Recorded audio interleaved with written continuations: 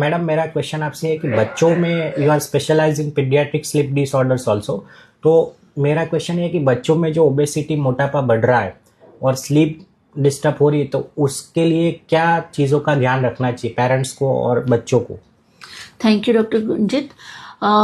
हम आजकल देख रहे हैं कि paediatric obesity is on rise. तो पीडियाट्रिक ओबेसिटी का मेन कारण है आजकल की लाइफस्टाइल। उसके लिए पेरेंट्स और बच्चे दोनों की लाइफस्टाइल को सुधारने की ज़रूरत है।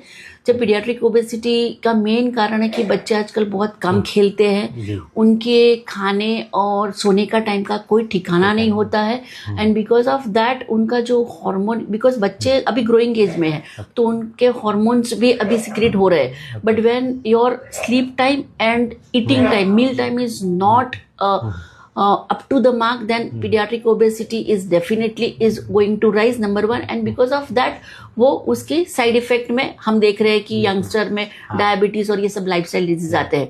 अभी ये क्यों होता है? क्योंकि रात को जब हम सो जाने का टाइम होता है तब हम बराबर सोते नहीं है, तब हम खाना खाते हैं रात को 2-3 बजे, तो हमारे जो बॉडी में ग्रेलिन और लेप्टिन करके 2 हार्मोन होते हैं जो हमारी हंगर और सटाइटी को बैलेंस करते हैं। जब हम अनियमित खाते हैं तो उसका इम्बैलेंस होके वो ओबेसिटी में कन्वर्ट होता है।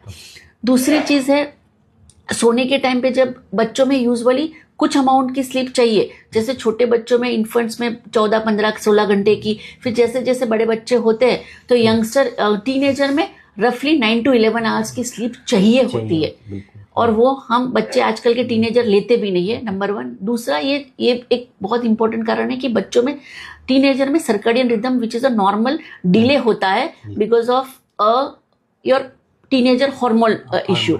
बट अगेन जब बच्चे आजकल मोबाइल वो सब लेके बैठते हैं तो वो डिले करता है उनका स्लीप साइकिल को, और बिकॉज ऑफ दैट सर्कैडियन जो नॉर्मल डिले होता है वो और डिले होता है because of mobile and all this thing. So और हार्मोनल गड़बड़ होती है और टीनेजर हम ओबेसिटी देखते हैं आजकल।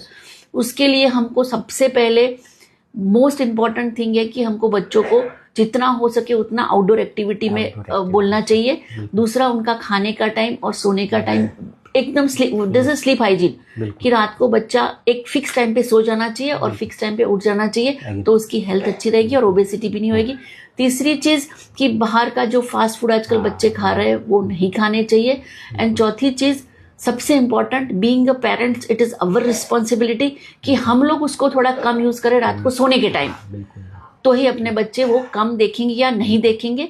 सो we have to be a model for our kids, that is very important. Thank you very much madam. बहुत ही इजी लैंग्वेज में आपने 4-5 चीज़ें बताई जो वाकई ये बहुत ही अलार्मिंग परिस्थिति है अभी।